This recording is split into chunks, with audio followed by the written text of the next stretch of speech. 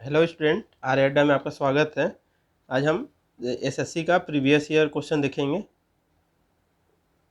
जो जो important question है, जो टफ थोड़ा होता है, उसको हम देखेंगे और एक सीरीज इसको पूरा करेंगे। और यहाँ से देखते हैं पहला क्वेश्चन क्या है। भारतीय संविधान के अनुसार सरकार के पास कितनी संस्थाएं हैं?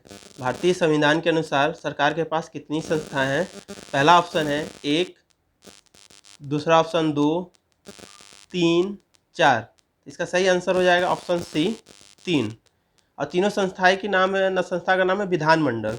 विधानमंडल जिससे सरकार चलती है, उसमें हम विधायक चुनते हैं, चुनाव होता है। फिर कार्यकारिणी मंडल, कार्यकारिणी है, इसमें जितने सरकार गवर्नमेंट काम कराती है उससे रिलेटेड है।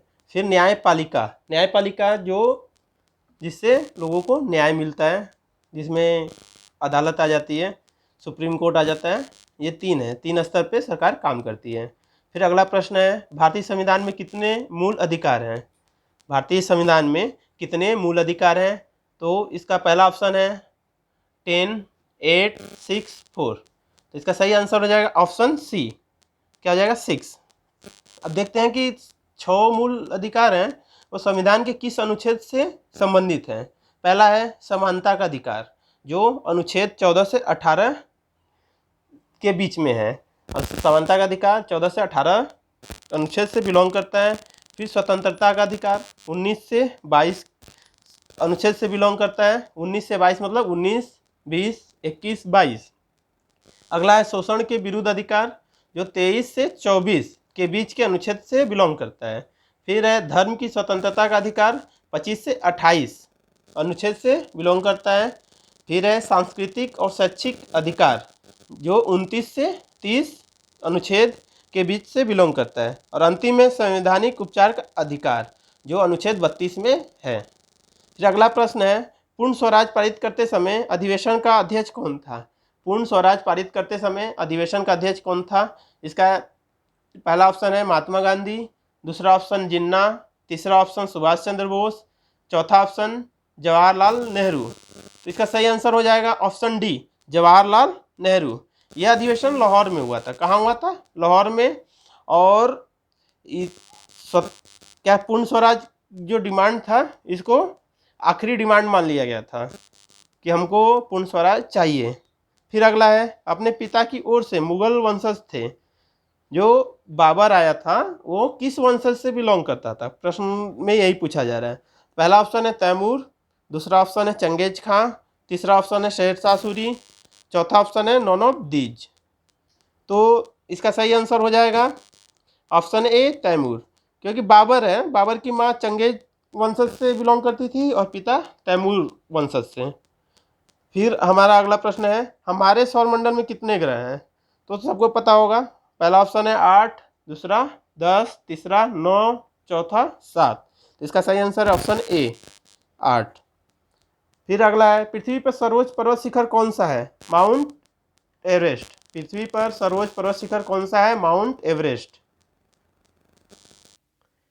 पृथ्वी पर सर्वोच्च पर्वत शिखर कौन सा है? Mount Everest. अब देखते हैं माउंट एवरेस्ट कितनी ऊंचाई पर है। माउंट एवरेस्ट अगर फुट में हम जाते हैं तो 29,035 फुट है, और मीटर में देखते हैं तो 8,550 मीटर ऊंचा है।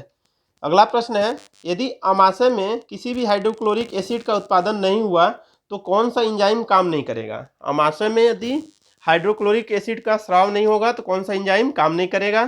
पहला ऑप्शन है टाइलिन, दूसरा ऑप्शन है रेनिन, तीसरा ऑप्शन है पेप्सिन, चौथा ऑप्शन है लिपेज। तो इसका सही आंसर हो जाएगा ऑप्शन सी पेप्सिन। अब देखते हैं पेप्सिन क्या करता है। पेप्सिन प्रोटीन को पचाता है। पेप्सिन किसको पचाता है? प्रोटीन को। लिपेज किसको पचाता है? यह वसा को पचाता है। रेनिन किसको पचाता है? रेनिन किसी पचाता नहीं है, यह रक्तचाप में मदद करता है। यह अंततः रक्तचाप में वृद्धि का कारण है। रेनिन, जो अंदर का रक्तचाप बढ़ता है वो किसके कारण होता है? रेनिन के कारण। फिर टाइलिन, यह मुंह में भोजन को चिकनाई देता है।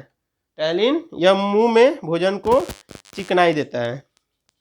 अगला प्रश्न क्या है, मुख्य जड़ से निकलती छोटी जड़ों को क्या कहा जाता है? मुख्य जड़ से निकलती छोटी जड़ों को क्या कहा जाता है?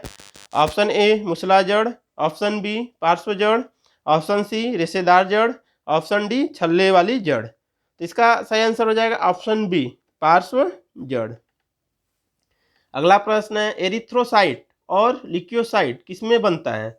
एरिथ्रोसाइट और लिक्योसाइट किसमें बनता है? पहला ऑप्शन अस्थि मज्जा, सेकेंड बाल्य ग्रंथि, थर्ड धमनी दीवार, फोर्थ लसिका परोसंधि। इसका सही आंसर हो जाएगा ऑप्शन ए, अस्थि मज्जा। यदि अगला प्रश्न है, यदि एक दोलक निर्वात में दोलन करता है तो उसकी समय अवधि क्या होगी? घट जाएगी, बढ़ जाएगी, एक ही रहेगी, या पहले बढ़ती है फिर यहाँ छूट गया है फिर घटती है, पहले बढ़ेगी फिर घटेगी? इसमें क्या है, एक ही रह जाएगी, क्योंकि निर्वात से कोई फर्क नहीं पड़ता। इसका सूत्र भी है टाइम पीरियड बराबर 2π√L/g। L क्या है? दोलन का लंबाई और g गुरुत्वाकर्षण। अगला है, इलेक्ट्रॉनिक मेल का कौन सा प्रारूप सही है? इलेक्ट्रॉनिक मेल का कौन सा प्रारूप सही है? तो 4 ऑप्शन है, इसका सही आंसर इसमें हो जाएगा सी। चलिए अगला प्रश्न देखते हैं। क्या है, एक तत्व की परमाणु संख्या कैसे निर्धारित की जा सकती है? तत्व की अगर परमाणु संख्या की बात की जाए तो प्रोटॉनों की जितनी संख्या होती है या इलेक्ट्रॉन की जितनी संख्या होती है उसी के बराबर परमाणु संख्या हो जाती है। और द्रव्यमान संख्या प्रोटॉन की संख्या प्लस न्यूट्रॉन की संख्या को क्या कहते हैं? द्रव्यमान संख्या। फिर अगला प्रश्न है, सबसे स्थिर या अक्रिय परमाणु के बाहरी खोल में इलेक्ट्रॉनों की संख्या कितनी होती है? तो इनके बाहरी खोल में इलेक्ट्रॉनों की संख्या 8 होती है। जब 8 होगी तो ये स्टेबल हो जाएंगे। जैसे हमने पीरियोडिक टेबल देखेंगे तो उसमें हैलोजेंस ग्रुप हैं, उनके बाहरी कक्ष में 8 इलेक्ट्रॉन होते हैं, इसलिए वो स्थिर होते हैं। प्रधानमंत्री योजना के तहत क्या ऋण की श्रेणी में नहीं है? ऑप्शन ए, शिशु, वयस्क, तरुण, किशोर। प्रधानमंत्री योजना के तहत क्या ऋण की श्रेणी में नहीं है? ऑप्शन ए, शिशु, ऑप्शन बी, वयस्क, ऑप्शन सी, तरुण, ऑप्शन डी, किशोर। इसका सही आंसर हो जाएगा ऑप्शन बी, वयस्क। अगला है, किसने ग्रहों की गति के नियमों की खोज की थी? किसने ग्रहों की गति के नियमों की खोज की थी? Option A, J Kepler, option B, Einstein, option C, Copernicus, option D, Otto Blathy. इसका सही आंसर हो जाएगा ऑप्शन ए, जे केपलर। अगला प्रश्न है, फुलकारी, कांथा और चिकनकारी हरियाणा में क्या है? फुलकारी, कांथा, चिकनकारी हरियाणा में क्या है? इसका ऑप्शन ए, नृत्य, ऑप्शन बी, चित्र, ऑप्शन सी, संगीत, ऑप्शन डी, कढ़ाई।